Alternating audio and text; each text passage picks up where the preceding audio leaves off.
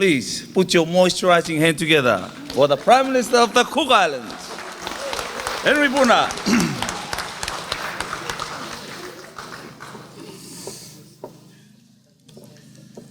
Kia ora ana tātou katoto e te roa mātou te tū. Kia ora ana e te anō Kuki Island. I'm so pleased to waru mai rai tā mātou koe e mātou. I rawe tā tātou waiata i tia pōpong, e tā tātou i mene pure. Antea. Te kimi mai ra Hamish Crookie o koto ina nei. Mo te mea ki te mea e o clients koto nā te Pacific Home Care.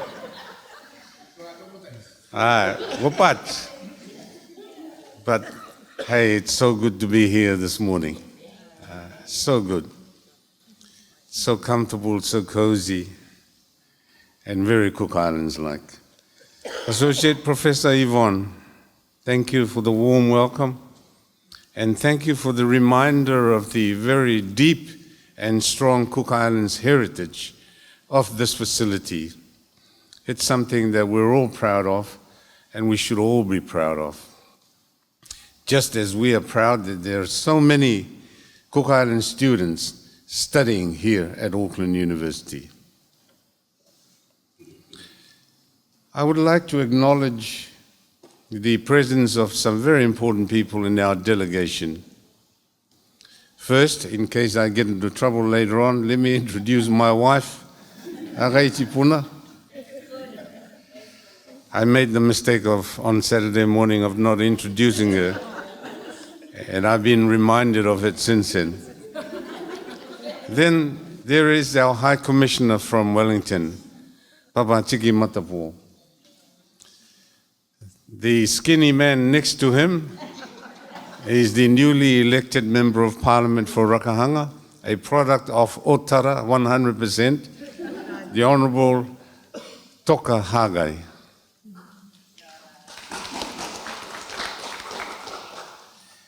And this young lady on the far left, on your far right, is Mrs. Rose Brown, a newly elected Member of Parliament for the seat of Te Nui Mapumai in Atiu.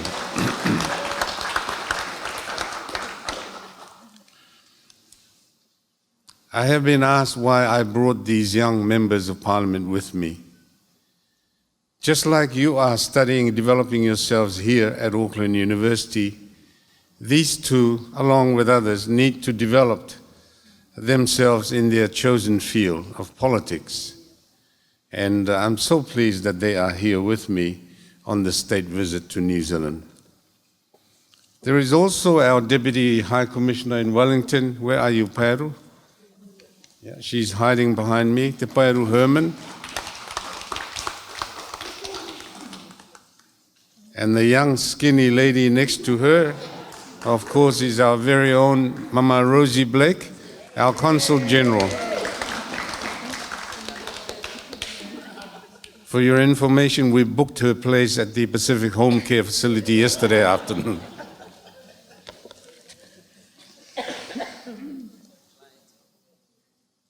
I also want to acknowledge our New Zealand government representatives, who are part of our team. The High Commissioner in Rarotonga, Mr. Nick Hurley. Please stand up, Nick.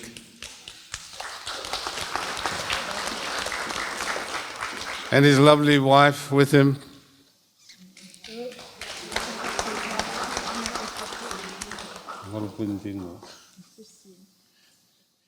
And the former High Commissioner to the Cook Islands, who's now our protocol escort on this visit, Joanna Kemkes.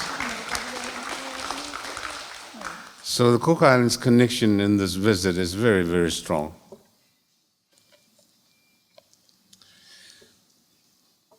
Fellow Cook Islanders, it's a real honor for me to be up here this morning, not to address you, but to have a chat with you about some important things. But first, let me give you warm greetings from your government and your people back home.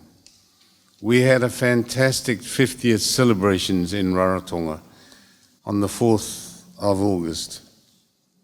preceded by a week-long cultural feast at the National Auditorium that involved all our people from the outer islands. For the first time in our celebrations, we didn't place a limit on the numbers that came from the outer islands. And that was deliberate because we wanted to make feel welcomed all of our people for the outer islands who wanted to join us in Rarotonga. And we have done that. And you know, right at the heart of the arrangements was this young lady over here, my Chief of Staff, Elizabeth Wright Koteka. Please stand up, Liz. She didn't join us in the first 3 days of our visit because she was busy at home tidying up the transportation arrangements to take our people back home. And you know, when you're dealing with our people from the north,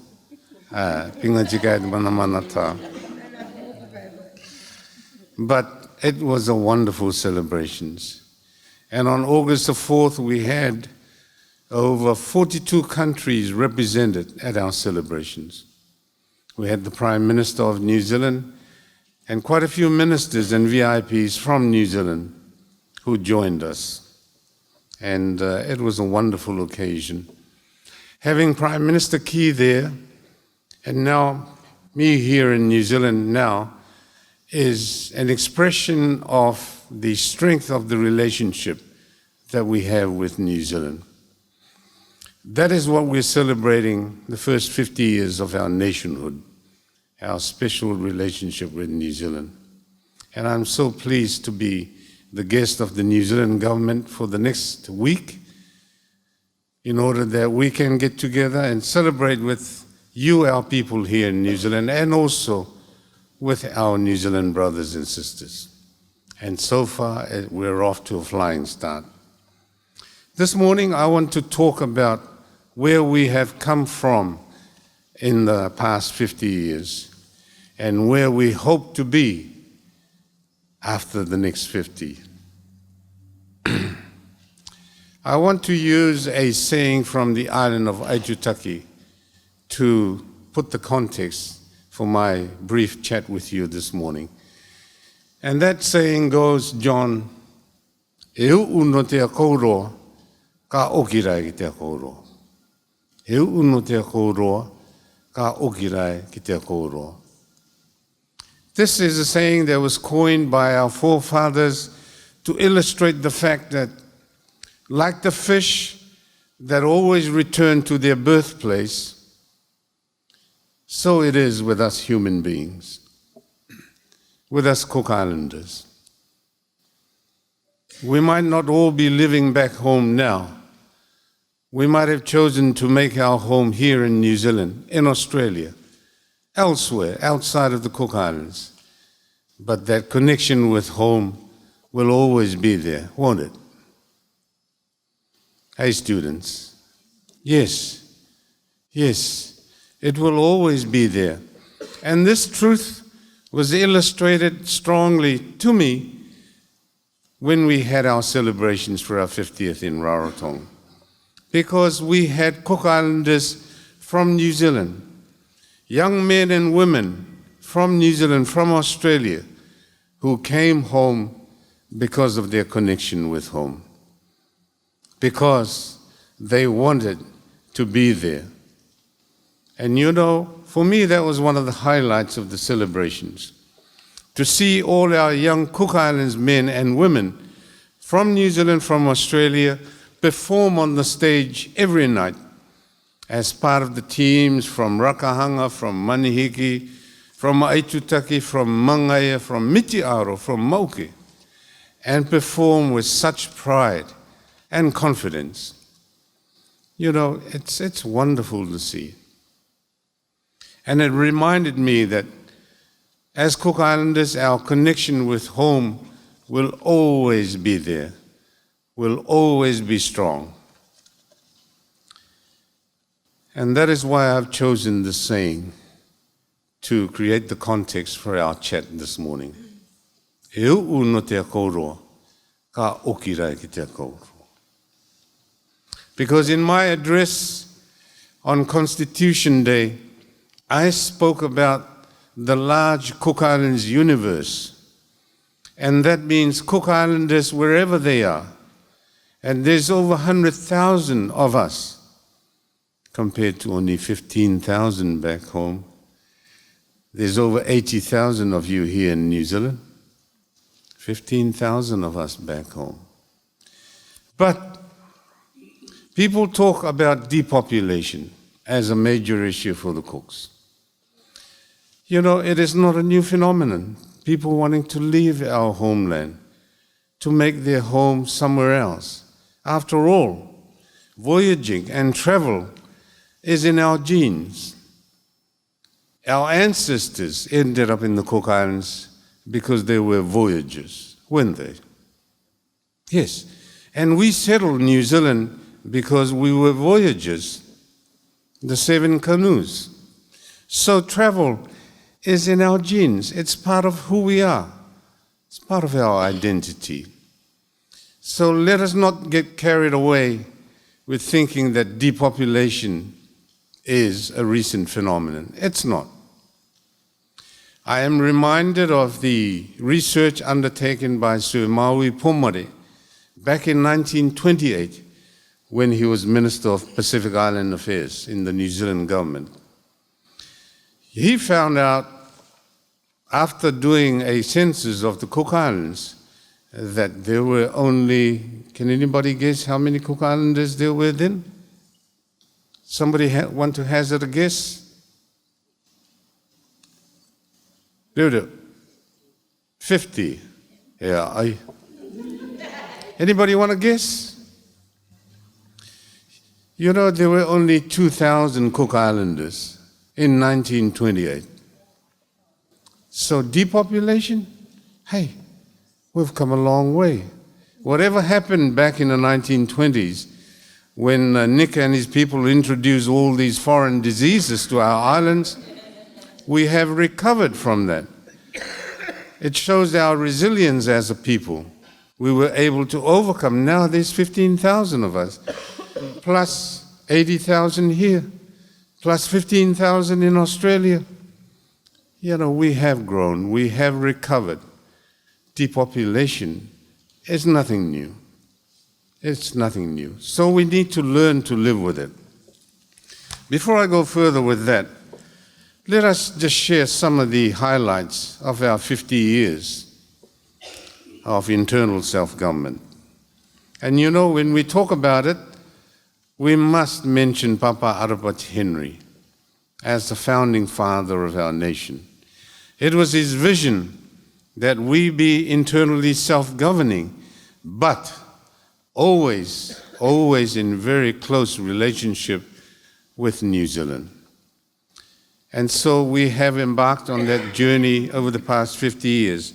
Today, we celebrate and pay tribute to our journey as a people, our journey to determine our own path, to set our own pace of evolution with the support and help of New Zealand. 50 years of opportunity to advance and to grow are evident in the environment that surrounds us in our country today. It is my firm belief that the past 50 years have shown that our possibilities as a nation are endless, are limitless. We have a private sector-led economy with one of the highest GDP per capita in the Pacific at nearly $15,000, primarily Cook Islanders of our own efforts. Our credit ratings are stable, and since 1996, we have maintained strict control within our prescribed borrowing ratios. You know, you read about big countries like Spain and Greece being broke. Even the US is broke. But that is something that will never happen to the Cook Islands because we have embodied within our finance laws borrowing ratios that we can't borrow beyond. Basically, it's about 34% of our GDP. So we're in a good place in terms of our financial status. Our administrative systems have evolved to become more robust, more transparent, and fair. In education, our literacy and numeracy rates are over 90%. And I'm so proud to tell you this morning that our NCEA achievements are much higher than the schools in New Zealand. The average is much higher in Cook Islands. Can you believe that? Something to be proud of, High Commissioner. And we are one of the few countries in the world with the distinction of being on target to achieve all our Millennium Development Goals. One of the few. Our islands have improved public infrastructure with continuous upgrades of schools, health facilities, airports, ports, water supply now in Rarotonga, roads, beautiful roads in Rarotonga now, and so forth. We have decreased our dependency on fossil fuels through the conversion of our northern islands to renewable energy and have commenced preparation for the implementation in the Southern Group. We hope to have the Southern Group, with the exception of Aitutaki and Rarotonga, all converted to solar energy by the end of next year. That's not bad going, is it? When we started off, people, the critics were saying, oh, Papa Henry, where are you going to get your money from? It's going to cost millions. It has cost millions. To convert the North cost us $25 million. But you know, I'm pleased that the High Commissioner is here because New Zealand stepped up and gave us the $25 million to allow that part of our dream to take place.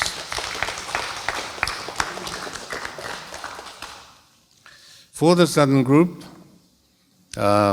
we already have the finance in place to allow that to take place. And this involves, again, New Zealand, but also the European Union and the Asian Development Bank. So money is not an obstacle if you really want to pursue your dreams. By the way, anybody here from Puka Puka? No? One. Yeah.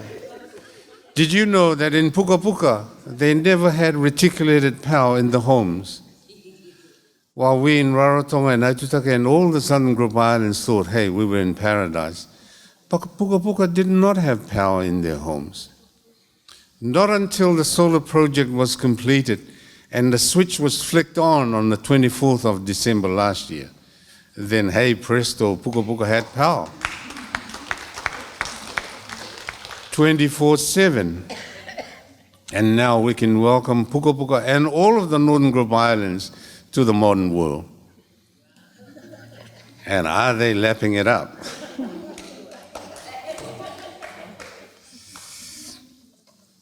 Let me just elaborate a bit on our renewable energy program, because it's not just about energy.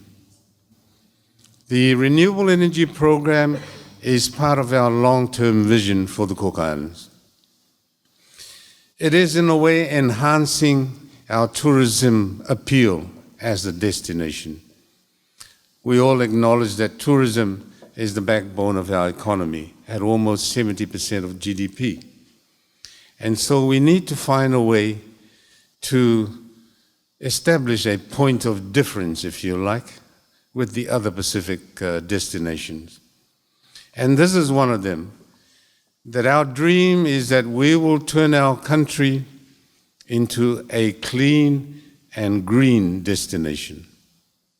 It'll cost us nothing to sustain that. It's costing us a few dollars to put that into place, but once we're there, it costs nothing. Absolutely sustainable. So, going down the renewable energy path is part of our dream. I tell you what, our dream was to have 50% conversion by 2015. It's 2015, we've already achieved 50% conversion up north. Isn't that great? And then 100% by 2020. Well, by the end of next year, only Rarotonga and Aitutaki remain to be converted. Aitutakians are pushing to remain in the dark age. They want to have tui tui as their source of power. Hey, papaota. Tui tui o Aitutaki. Rarotonga. Hakabere Rarotonga. Mori karajin. Te yo Rarotonga. Mori karajin yo koto. The other thing that we are trying to break out of is this thinking that we always have had, that we are too small to achieve big, that we are too small to think big, that we are too small to plan big. And you know, in 2012, when we hosted the Pacific Leaders Forum in Rarotonga, our officials deliberately chose a theme that signified a breaking out for our country of that mentality of being restricted in our thinking. And that theme was, hey, we're not a small country. We're a big, big ocean state. Because the truth is, we are surrounded by the Pacific. 2.2 million square kilometers of ocean is our size as a country. So we're not small, High Commissioner. We are a big country.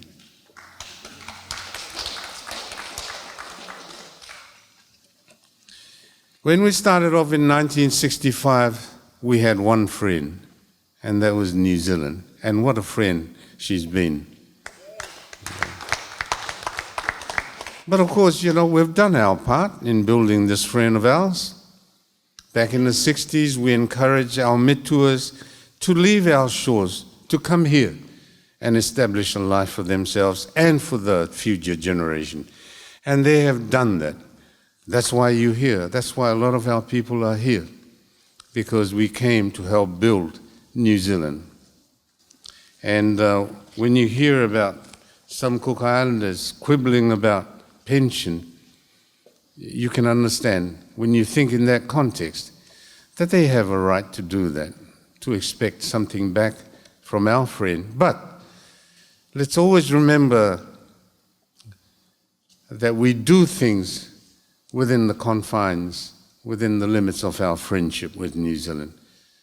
Let's ask and let's expect what we think we deserve, and let's not be too selfish about it, eh?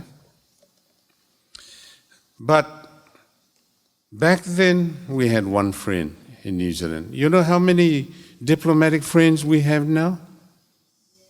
How many? Yes, I gave it away at the beginning. We have 42 friends today. And these, some of these friends are huge. They are big, big. China, Germany, Australia. But we'd love to beat them in rugby, don't we? And by the way, High Commissioner, Cook Islands have been doing their part in making the All Blacks good. Did you know that this first five from Dunedin is a Cook Islander, Lima Sopoanga? He might have a Samoan name, but he's got Cook Islands blood coursing through his veins. Maniki and Rakanga.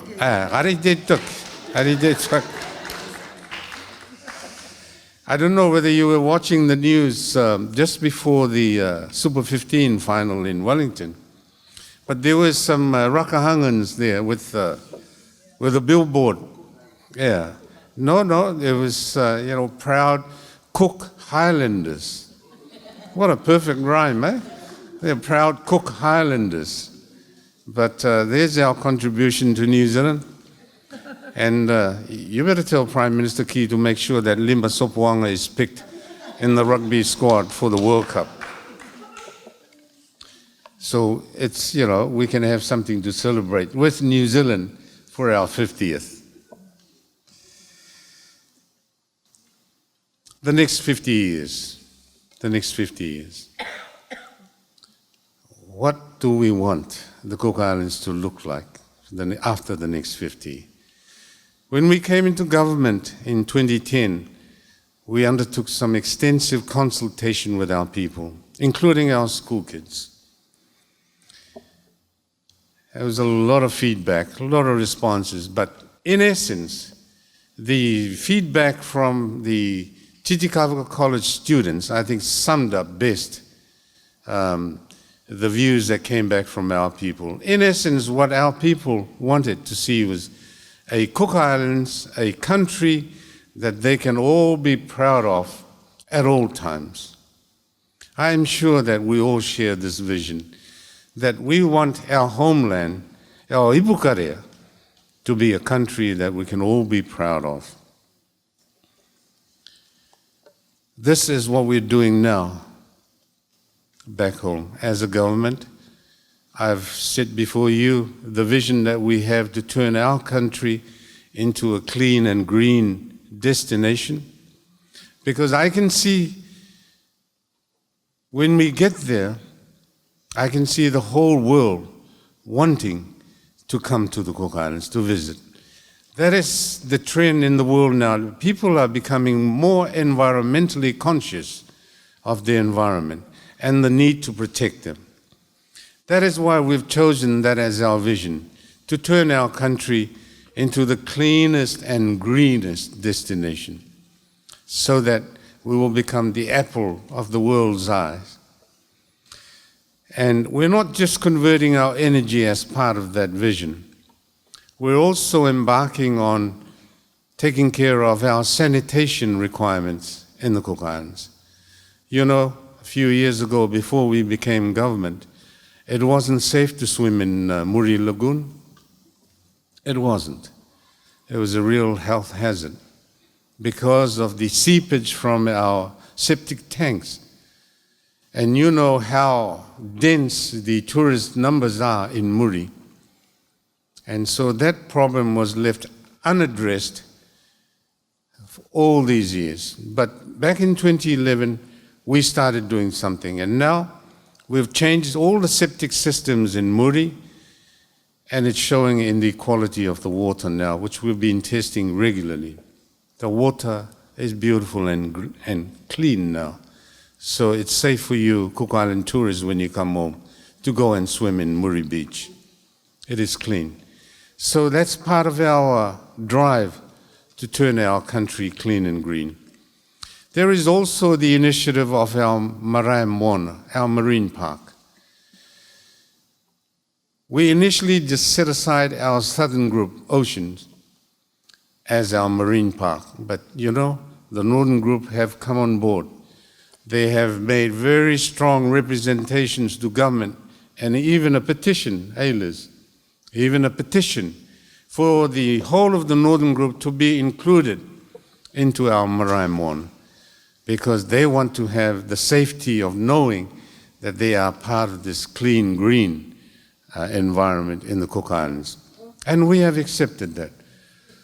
Liz and Kevin Ero went to Washington at the end of last year at a conference organized by Kerry, the US Secretary of State, where they announced the decision to include the whole of our northern group into our Marae Moana. So very soon, once the legal framework is in place, we will have a marine park that is 2.2, almost 2.2 million square kilometers in size.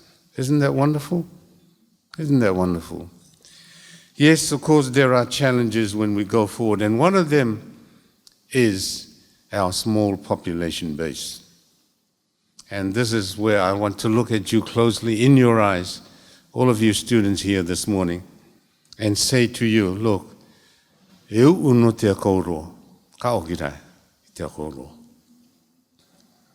You have a place and a role to play in our development over the next 50 years.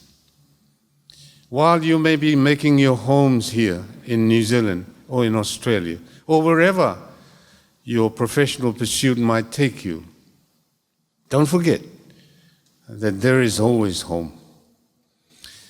So far, we've started calling and tapping into the expertise of some of our distinguished people who are now in New Zealand. Adrian Orr, who is the chief economist for the ANZ Bank, is a Cook Islander. Mike Pero is a Cook Islander. Graham Matheson, who's come up with a revolutionary new bone-fixing remedy in Australia, is a Cook Islander. And his remedy is based on traditional medicine from back home. Karen Rangi, who is highly valued here in New Zealand on various boards, is a Cook Islander. Hamish Crooks is a Cook Islander from Tokoro and from Ngaputuru.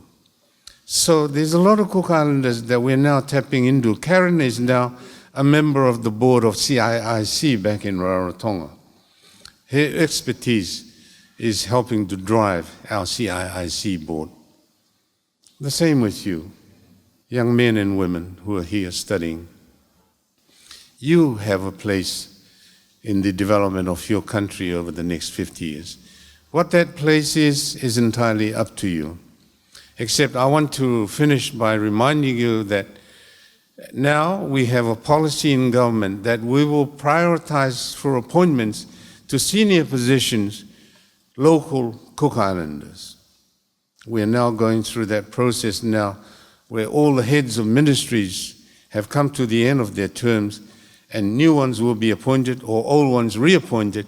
But that is the most important qualification for appointees, that they must be Cook Islander, because we want to set out a clear signal to you, our people who are studying, that there is a place at home for you, that your contribution will be highly valued, whatever they may be. I want to finish with this short story. Recently, we had returned to Rarotonga 5 law graduates from here and from elsewhere. And I was totally disturbed when I heard that one of them went up to apply for a job at Crown Law and was turned away because she didn't have the experience. Now, I'm sure that that incident had a lot to do with the formulation and the commitment of your government to this policy with recruitment and appointments of Cook Islanders. We will change that. We will give all our graduates an opportunity to find their feet back home in their chosen field of education.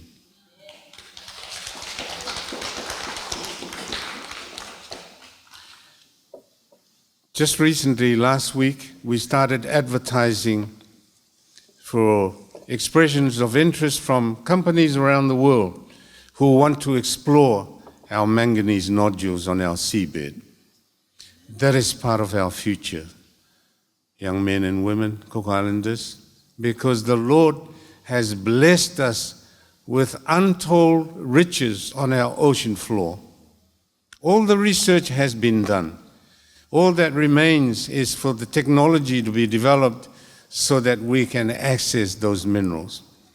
But I'll let you in on a secret. That is why I'm keen to declare all our whole EEZ as a marine protected area, so that when we do undertake exploration or even accessing the riches of the oceans, then we will do so within some very strict environmental guidelines.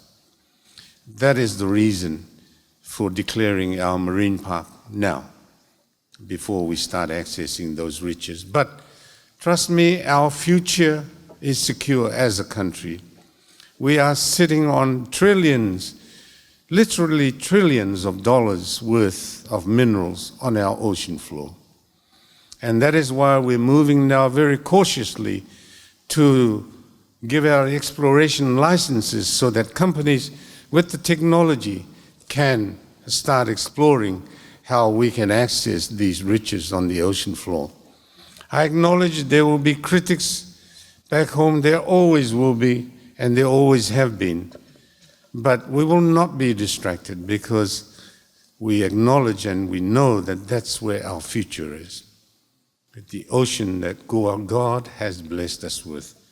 So my prayer this morning is that you, our students who are bettering yourselves here at Auckland University, will ponder on these things, will think on these issues, and work out how you can fit in to the next 50 years of development of our country. There is a place for all of us, and there is a role for all of us. And never forget, e uno te kouroa, ka okiraki te kouroa. May God bless us, is my prayer. Amen.